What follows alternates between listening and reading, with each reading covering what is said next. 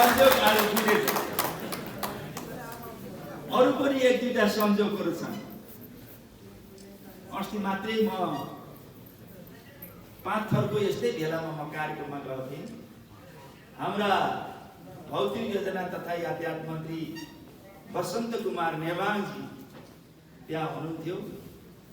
यस्तै कुरा मैले भन्न खोजेछु, आज मैले जानकारी गराउँछु। पूर्व माओवादीको मन्त्री हुँदा, भौतिक योजना मन्त्री हुँदा काठमाडौँ उपत्यकाका सम्पूर्ण सडकहरू, छोटा सडकहरूलाई फराकिलो बनाउने र त्यसलाई विस्तार गरेर भत्याउने व्यक्ति म हुँ। त्यसै गरिकन ती भत्किएका ती सडकहरूलाई आज कालोपत्री गरेर चिल्लो बनाउने भी उहाँ हुनुहुनेछ। यो पनि संयोगै मान्नुपर्छ। अर्को पनि संयोग छ। सम्मानीय प्रधानमन्त्री केपी शर्मा ओलीसँग उहाँ नेपालको राजनीति इतिहासमा राजाको निरङ्कुश व्यवस्थालाई ढाल्नको लागि, ध्वस्त गर्नको लागि करिब 15 वर्षसम्म जेल जीवन बिताउने व्यक्ति, 4 वर्ष गोलघर भन्नुहोस् या पिंजडामा बस्ने व्यक्ति, निरङ्कुश व्यवस्थाको विरुद्धमा, राजाको खिलाफमा त्यो त्याग गर्ने व्यक्ति केपी शर्मा ओली। म पनि सानो एउटा रेकर्ड छ। सानो 11 पल्ट जेल परेर 7 पल्ट भाग्ने व्यक्ति म। 11 पटक जेल परेर 7 पल्ट भागे। त्यो कहानी अहिले तपाईँलाई अलिक पुराना साथीहरूलाई थाहा होला, नयाँ साथीहरूलाई अलिक कम्प्युटरलाई अलिक जानकारी नहुन सक्छ। यो सूचनाको लागि मैले आफ्नो भन्न खोजेँ संयोग के हाम्रो। त्यस कारणले सायद हामी एक ठाउँ छौँ कि पार्टी कुरा त्यस्तो संयोग परेको र त्यस्तो मनोविज्ञान, त्यस्तो विचार, त्यस्तो भावना जुटे जस्तो पनि मलाई लाग्छ। म यति भनिसकेपछि हाम्रो नेपालको कम्युनिस्ट आन्दोलन हामी सबैलाई थाहा छ, 70 वर्षको इतिहास छ। हामीले ठुला कीर्तिमानहरू खडा गर्यौँ, हामीले ठुला योगदानहरू हामीले गर्यौँ। त्याग, तपस्या र योगदानका कीर्तिमानहरू हामीले खडा गरेका छौँ। चाहे संयुक्त रूपमा होस्, चाहे अलग, चाहे जनक्रान्ति होस्, चाहे जनयुद्ध होस्, जनआन्दोलन, चाहे संयुक्त होस्, चाहे अलग, हामीले कमसेकम 70 वर्षको लामो सङ्घर्षमा, युद्ध र आन्दोलनमा 240 वर्षको निरङ्कुश व्यवस्थालाई हामीले ध्वस्त गर्यौँ। त्यो पनि हाम्रै जीवनकालमा। हामी भाग्यमानी पार्टी हौँ, हामी भाग्यमानी नेता, हामी भाग्यमानी कार्यकर्ता हौँ। यसलाई हामीले स्मरण गर्न सक्छौँ। यति मात्रै होइन, हामीले व्यवस्थामा मात्रै परिवर्तन ल्यायौँ। हामीले आन्दोलन र क्रान्ति मात्रै गरेर व्यवस्थामा परिवर्तन ल्यायौँ। हामीले व्यवस्थामा मात्रै परिवर्तन ल्यायौँ, हामीले राजनीति एजेन्डामा परिवर्तन ल्यायौँ, सङ्घीय गणतान्त्रिक व्यवस्था ल्यायौँ। त्यति मात्रै होइन, हामीले संविधानमा पनि परिवर्तन ल्यायौँ। जनताका अधिकारहरू संविधानमा संस्थागत गर्यौँ। यी मामुली कुराहरू, यी मामुली विषयहरू, एजेन्डाहरू हामीले आफूलाई सामान्य ठान्न हुँदैन। हामीले यसमा गर्व गर्नुपर्छ। हामी उत्साहित हुन जरुरी छ। त्यति मात्रै होइन, त्यही पिढी हो, त्यही नेता, त्यही कार्यकर्ता, त्यही जनता हामीले अर्को विकास र समृद्धिको फेरि नेतृत्व गर्नुपर्छ। पुरानो व्यवस्था फाल्ने मात्रै होइन, अर्को विकास र समृद्धिको नेतृत्व गर्ने हामीले महान अवसर पनि हामीले प्राप्त गरेका छौँ। त्यसैको लागि हामी अलग अलग र संयुक्त रूपमा लड्यौँ। अब विकास र समृद्धिको एजेन्डा आइसकेपछि एक हदसम्म राजनीतिक क्रान्तिको अन्त्य भयो। अब विकास र समृद्धिको हामी दिशामा अगाडि बढ्दैछौँ भनेर हामी सबैले भन्यौँ, पार्टीले भन्यौँ, नेताले भन्यौँ, हामी सबैले भन्यौँ। यसमा कुनै फरक छैन। हामी स्पष्ट छौँ र हामी त्यो विकास र समृद्धिको नेतृत्व गर्नको लागि हामी अलग अलग बसेर होइन, हामी एकताबद्ध हौँ भनेर हामीले सहकार्य गरेर चुनाव लड्यौँ। अलग अलग हुँदा, स्थानीय रूपमा अलग चुनाव लड्दा हामी हार्यौँ। हामी संयुक्त रूपमा केन्द्र र प्रदेशमा चुनाव लड्दा हामी जित्यौँ। हेर्दा सामान्य लाग्छ, फुट हुँदा के हुन्छ, जुट हुँदा के हुन्छ। झन्डै 2/3 बहुमत हामीले प्राप्त र हामीले हामीले त्यसपछि हामी उत्साहित भएर पार्टी एकताको प्रक्रिया अगाडि बढायौँ। पार्टी एकता गरिसकेपछि हामीले केपी शर्मा ओलीजीलाई सर्वसम्मत पार्टी अध्यक्ष बनायौँ। त्यो पनि 1 नम्बर अध्यक्ष, प्रचण्डजीलाई 2 नम्बर अध्यक्ष। यो हाम्रो अगाडि ताजा छ, स्पष्टै छ। सँगसँगै मैले दोस्रो कुरा के भन्न चाहन्छु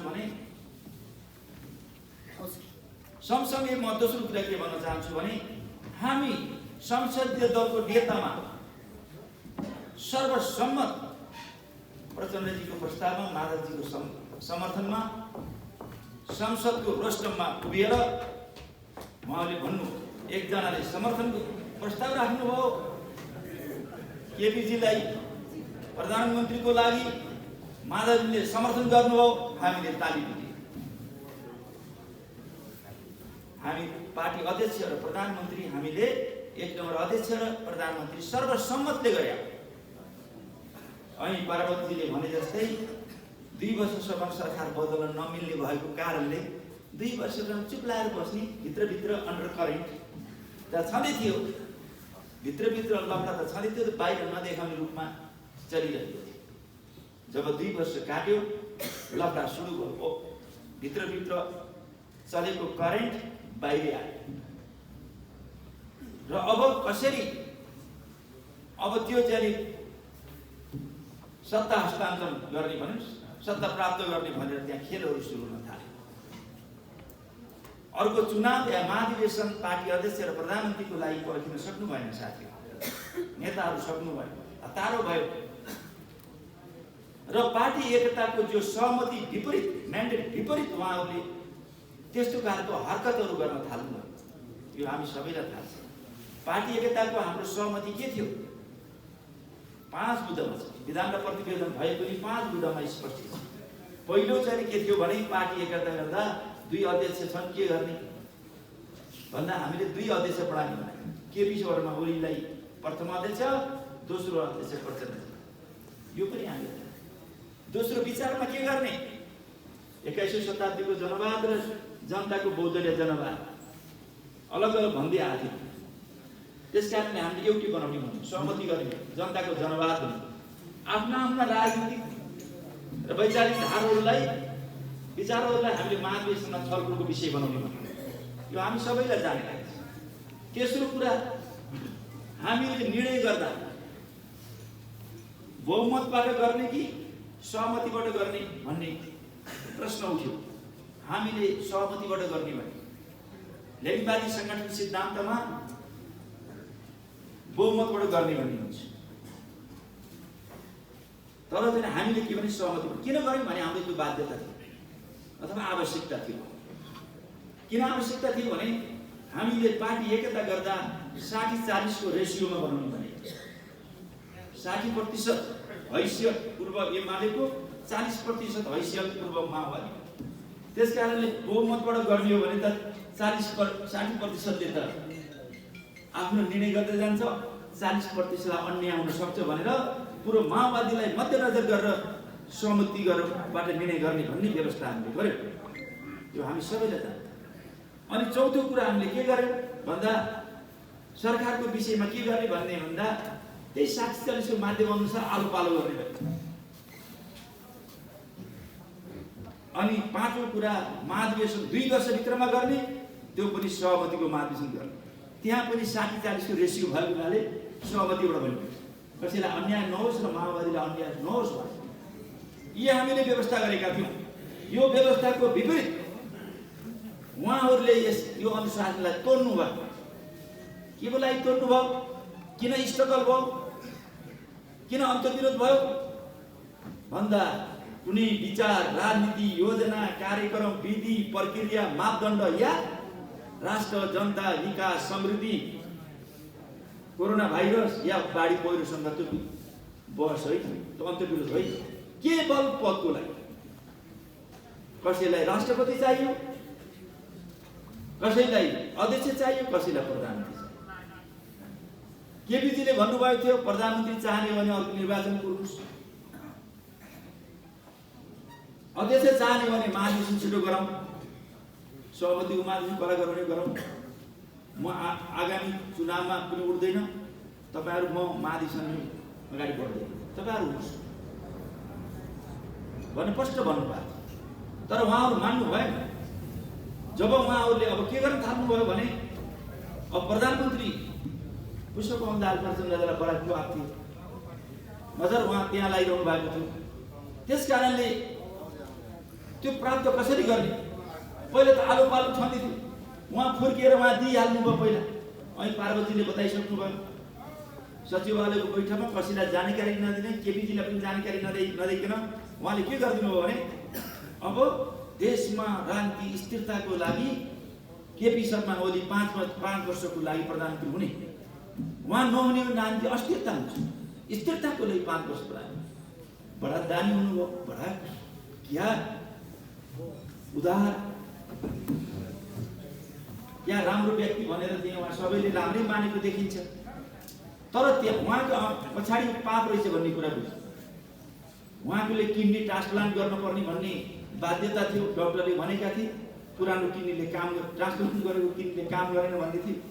सँगसँगै हामी सबैलाई थाहा छ कि अब उहाँले एपेन्डिसाइटिसको पनि अपरेसन गर्नुपर्ने, हाई सुगर थियो, सँगसँगै उहाँको उमेर पनि अलिक बढी थियो। अब दोस्रो पटक ट्रान्सप्लान्ट गर्दा डाक्टरले फेरि नाक चिम्राएको थियो, के हो गर्नै पर्ने छ, रिक्स लिनै पर्ने छ। अब यो सबै चिज हेर्दाखेरि क्या हो क्या? अनि त्यो कुरा प्रचण्डजीलाई पनि थाहा भयो। थाहा भइसकेपछि अब अहिले मैले सबै दिएँ भने सब मकै आउँछ, तलमाथि परेको केही भयो भने त केपीजी अपरेसन गरेर 2-3टा अपरेसन गरेर तगडा भएर आइसकेपछि हामीलाई त खुसी ला उहाँको दिमाग खराब हो।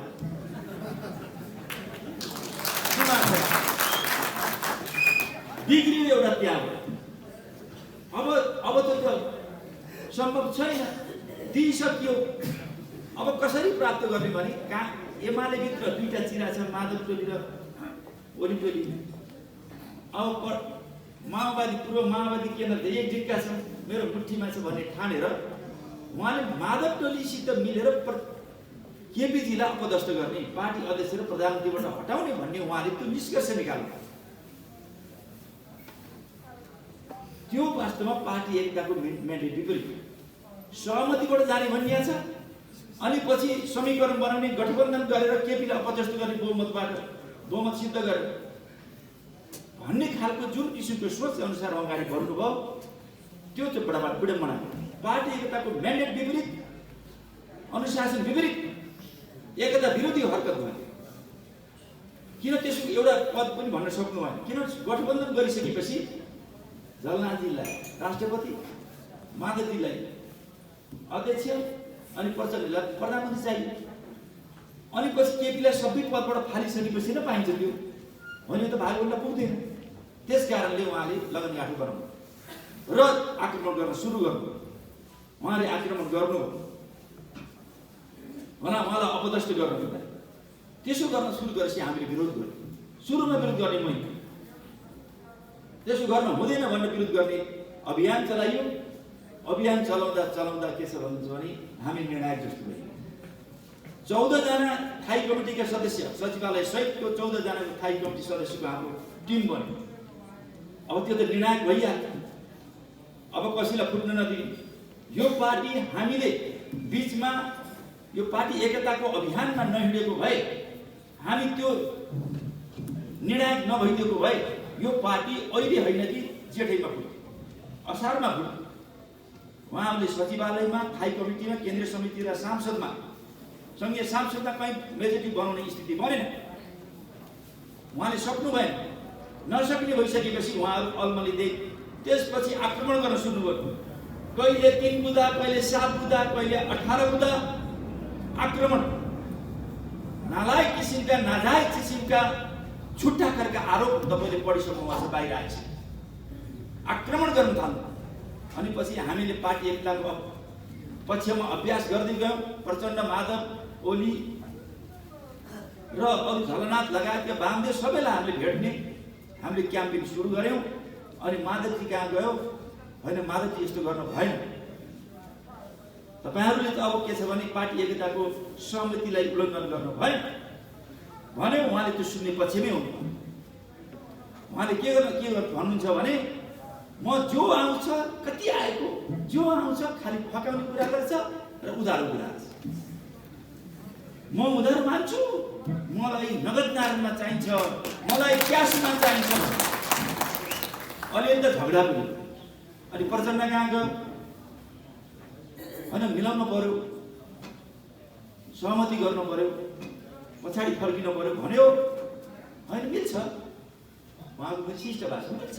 मैले गल्ती गरेँ, ओलीजीले करेक्सन गरिदिनु पर्यो, सच्चाइ भनेपछि मैले छोडेँ, उहाँले दिनु पर्यो, प्रधानमन्त्री मलाई दिनु पर्यो, वापस दिएपछि मिल्छ होइन। त्यो फेरि आरोपपत्र के गर्ने नि होइन, त्यो पाएपछि त मैले त्यो फिर्ता लिइहाल्छु, नभए चाहिँ दराजमा राखी भइहाल्छ नि, अभिलेखको रूपमा राखी भइहाल्छ। यदि उहाँले प्रधानमन्त्री पाउने हो भने त्यो फिर्ता लिन सकिने भयो, प्रधानमन्त्री नभयो त्यो आरोपपत्र ठोकिरहने, पाएपछि छोड्ने। यस्तो प्रकारको नेताको चरित्र भन्नुहोस् या हैसियत भन्नुहोस् या सोचले कहाँ पुग्छ भनेपछि उहाँ यी कुनै पनि उपायहरू काम नलाएपछि, सचिवालय, केन्द्रीय समिति, स्थायी कमिटी र संसदमा काम नलाएपछि उहाँहरूले 6 महिनादेखि 8 महिनादेखिबाट सांसद र केन्द्रीय समितिको सिग्नेचर क्याम्पेन चलाउनु भयो। सिग्नेचर हामी सबैलाई जानकारी छ। सिग्नेचर क्याम्पेनमा सांसदहरूको अरूको काम लागेन, सांसदको सिग्नेचर क्याम्पेनमा 83 जना पुर्याउनु भयो। त्यो त बाहिर आएन। यद्यपि त्यो 83 जना मध्ये पनि धेरैले दोहोरो सिग्नेचर गरेका थिए। दोहोरो सिग्नेचर गर्नेवाला पनि मानव 83 जना भयो र 83 जना सांसदहरू संसदको 25% बढीले 25% सांसदले विशेष अधिवेशन बोलाएर अविश्वासको प्रस्तावमा जानको लागि विशेष अधिवेशन बोलाउनको लागि उहाँले त अगाडि बढ्नु। उहाँले चोर बाटो सुरु गर्नु, सिधा बाटो नै। अनि 25% सांसदले विशेष अधिवेशन बोलाउन सक्ने त्यो प्रावधान छ। तर धेरै अविश्वासको प्रस्ताव पेश गर्दा बहुमत चाहिन्छ। उहाँसित बहुमत छैन। 275 जनामा त्यसको 50% भनेको 138 जना भन्दा बढी हुन पर्ने हुन्छ। न्यूनतम 138 जना चाहिन्छ। उहाँको 138 जना भनेको त 55 जना पुग्दैन। 55 कहाँबाट ल्याउनु भनेपछि प्रतिपक्षसँग उहाँले सारा ल्याएर हामी अविश्वास प्रस्तावमा जान्छौँ, तपाईँले सहयोग गर्नु हुन्छ, अगाडि बढ्नुहोस्।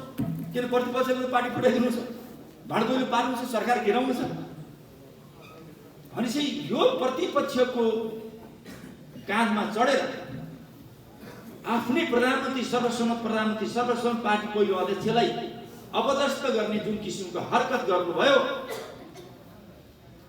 त्यो वास्तवमा त्यो एकदम नालायक काम गर्नु। देशमा अस्थिरता सिर्जना गर्नु। प्रतिपक्षले सारा लिएर सरकार त ढाल्न सक्नु होला, तर सरकार ढाल्नको लागि प्रतिपक्षले साथ दिनेवाला थियो र प्रतिपक्षले सरकार बनाउन साथ दिनेवाला थिएन। प्रतिपक्षलाई केपी भए के भयो, प्रचण्ड भए के हो, माधव नेपालले के मतलब थिएन। उता राजावादीहरूले राजा देश बचाउ भन्ने आन्दोलन गरिरहेका छन्, उतातिर हाम्रो हुँदा खानाको सरकार ढालेर सडकमा लगेर पछार्ने त्यो केवल पदको लागि, त्यो उद्देश्यले अगाडि बढ्नु। यदि कसले स्टेप लिने भन्ने थियो, केपीजीले पटक भनेको कुरा के हो भने म थप्पड हान्दिनँ, थप्पड हानी फर्काउँछु भन्नुभयो। उहाँहरूले जब थप्पड हान्न थाल्नुभयो, सरकारलाई गिराएर सडकमा लान खोज्नुभयो। सडकमा गएपछि सरकार बनेन भने के हुन्छ? देशमा अस्थिरता हुन्छ, अराजकता हुन्छ। करिब 70 वर्षसम्म लडेर ल्याएको सङ्घीय गणतन्त्र नै धापमा पर्ने भयो, सिस्टम नै कोल्याप्स हुने भयो।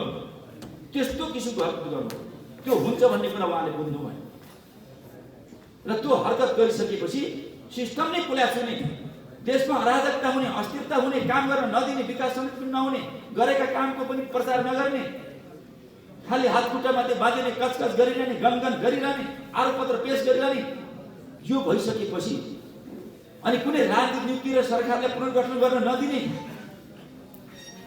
लिस्ट ल्याउनुसम्म महिनोसम्म झुलाउने अनि गाली गरिरहने, आरोप लगाइरहने, यस्तो स्थिति भइसकेपछि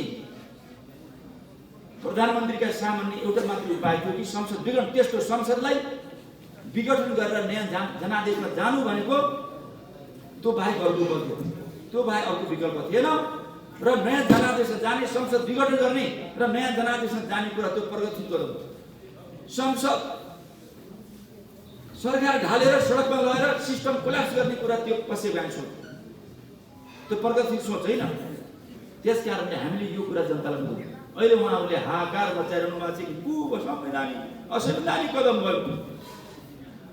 संविधान कसले मानेको होइन? संविधानको रक्षा,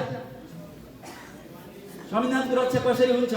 व्यवस्थाको रक्षा के हुन्छ? उपलब्धिको रक्षा कसरी हुन्छ? सिस्टमको रक्षा कसरी हुन्छ? देशको रक्षा कसरी हुन्छ?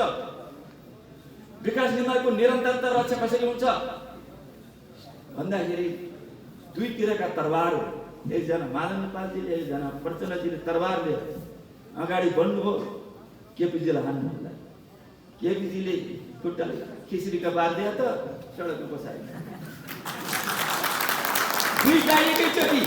दुईटा एकैचोटि आक्रमण गर्दा पनि धेरै मेहनतै गर्न पर्ने, खुट्टा चलाइदिए। उहाँले थाहा पाउनुभयो कि सडकमा पछार्ने, केपीलाई पछार्छु भन्दाखेरि भेट्दै खत्तम। अब उहाँहरू भन्दै हुनुहुन्छ हामीले सोच्यौँ कि अब पार्टी, उहाँले हरकत गलत गर्नुभयो, पार्टीमा बस्नुहुन्छ, अब असफलता हुनुभयो, पछारिनु त पछारिनु हो, करेक्सन हुनु होला, सम्झिनु होला, गल्ती गरियो भनेर त कता हराउनु भयो हराउनु। अनि पार्टीको मिटिङ राख्नु आउनु न, कहाँ हराउनु हो भन्दाखेरि त सिमन्दबार अगाडि माइतीघर मन्ने लामा पो भेटिनु भयो। कसैले खोजेको थियो, हामीले खोजेका थियौँ, त्यसपछि हामी यहाँ छौँ भनेर बिल्ला लगाएर देखिनु भयो। त्यस कारण यस्तो फलकालको गर्नु। आज वास्तवमा उहाँहरूले आन्दोलन पनि शान्तिपूर्ण आन्दोलन होइन, त्यो आन्दोलन पनि अर्ग्यानिक आन्दोलन होइन, त्यो आन्दोलन मांसाहारी आन्दोलन। मांसाहारी पनि मान्छे मार्ने हो कि भन्नु, रगत बगाउने, काटमार गर्ने हो कि भन्नु। त्यो शाकाहारी पनि शान्तिपूर्ण, मांसाहारी बनेको मान्छे मर्ने मार्ने। म टाउको फुटाउन तयार छु। यो विकास र समृद्धिको एजेन्डा छ। उहाँहरूले जो भनेको अब राजनीतिक क्रान्तिको अन्त्य भयो, विकास र समृद्धिको दिशामा अगाडि बढौँ भन्ने हाम्रो एजेन्डा छ। उहाँ मांसाहारी आन्दोलन, मान्छे काटमार गर्ने, काशी जाने कुतीको बाटो, काशी जाने कुतीको बाटो, काम कुरो एकातिर, कुम्लो बोकी खिलीतिर। लक्ष्य छ विकास र समृद्धिको, उहाँ चाहिँ मांसाहारी आन्दोलन। ल हामी पनि सबै मांसाहारी आन्दोलनतिर लाग्नु त के हुन्छ देश? तपाईँ हामी लाग्नु, उहाँहरूको कुरा सही हो भने मानौँ, उहाँको सही हो, हामी मान्छौँ मांसाहारी आन्दोलनमा लागौँ। यो सिस्टम हुन्छ, कसको विरुद्ध मांसाहारी आन्दोलन गर्ने हो? हिजो त राजाको निरङ्कुश व्यवस्था थियो र पो हामीले लड्यौँ, रगत बगायौँ। अनि पछि अहिले चाहिँ सङ्घीय गणतन्त्र आएको छ, सबै हामी संविधानभित्र बाँधिएका छौँ, सबैले त्यसलाई मानेका छौँ। पार्टी एकताको त्यो सहमतिलाई हामीले कार्यान्वयन गरेका छौँ, मानेका छौँ। उहाँहरू चाहिँ मांसाहारी आन्दोलन, त्यो भनेको युद्ध र आन्दोलनको धमधमी हो। धमधमी पहिलाको अब गरेको बानी बेलामा कहाँ गइदिने कि एकचोटि 6 दिने आन्दोलन गरेर चाहिँ के छ, काठमाडौँको उपत्यका कब्जा गर्नुपर्छ भन्दाखेरि देशव्यापी पहिले त 75 जिल्ला थियो, त्यो 77 जिल्लाबाट भनौँ या 75 जिल्लाबाट देशव्यापी मान्छे कलेक्सन गरियो। अब राजधानी कब्जा गर्ने भनेको त आठो पिठो सकिएर, गाडी भाडा पनि सकिएर, कुरो पैदल यात्रा भएको छैन। हामीले नगर्नुहोस् भनेको थियौँ, यो गलत हुन्छ भनेको थियौँ, मान्नु है। हुन त एउटा कहावत छ, आमा दिदी बहिनीलाई भन्न खोजे होइन, अघि आबै मानेनन्, अघि आबै जानेनन्, पछि आबै मानेनन्, बाघ लाउ घिच्याउन, बाघ आमालाई आबैलाई चिच्याउँछ। पहिला आफै जान्न पर्ने, दोस्रो कुरा भनेको मान्न पर्ने। अब बाघले लायो घिच्याउन, आबैलाई चिच्याउन। रातको समय छ, माइत जान्छु भन्नुभयो, नजान पहिला त आफै जानु पर्ने रातको समय छ भने जङ्गलको यात्रा छ, जङ्गल काटेर जानुपर्छ, रात परिसकिया छ, तपाईँ आफै जानुपर्ने। पछि नजानुहोस् आफै रात पऱ्यो भनेर भनेको मान्नुपर्ने। अनि आफै जानुभयो, जङ्गलमा बालले घिचाउन थाल्यो, चेप्न थाल्यो, आफै चिच्याउन थाल्यो, कोही उपाय छैन। उहाँको हालत त्यही भएर पहिला आफै जान्नु पर्ने, दोस्रो कुरा भनेको मान्नु पर्ने। अब अहिले सडकमा चिच्याउनु थाल्यो, कसैले सुन्नेवाला छैन। सडक छ,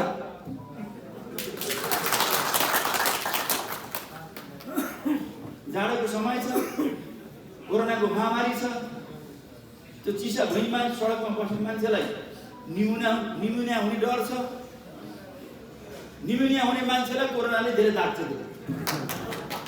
यस्तो हरकत भइसकेपछि पहिला 3000 मान्छे जम्मा हुनुभएको थियो, त्यसपछि 2000, त्यसपछि 1000, त्यसपछि 500, त्यसपछि त कार्यकर्ता मात्रै सम्हाल्ने, त्यसपछि फेरि एकीकृत केन्द्रीकृत भेला भन्नु त्यतातिर लाग्नु भएको छ। आन्दोलनको आइटम उहाँले प्रयोग गर्नु थाल्नु, आइटम हुन अब के आउने, मांसाहारी हो कि शाकाहारी हो कि के आइटम आउने हो त्यो थाहा छैन। आइटम त्यो आइटम फेरि बदलिरहेछ। मैले भन्न खोजेको कुरा के छ भने हाम्रो यो एजेन्डा होइन। आज साथीहरू केपी शर्मा ओलीको नेतृत्वमा 3 वर्षसम्म सरकारमा बसेर दाइँ लगाउने केपी शर्मा ओलीको नेतृत्व। अनि पछि जब उहाँले छोड्न पर्ने स्थिति आयो, घरमै आगो लगाएर छोड्यो। केपीजीको घरमा डेरामा बस्ने, अनि पछि छोड्ने बेला आगो लगाएर हिँड्ने। अब त्यो आगो कहिले पनि नहुने हो। अहिले मन्त्री हुने कुरा त्यति सजिलो कुरा छ? हामी त आगो नै मौनु भएको, उहाँले आगो लाग्नु भएको छ, हामी आगो लगाउनु जिम्मेवारी।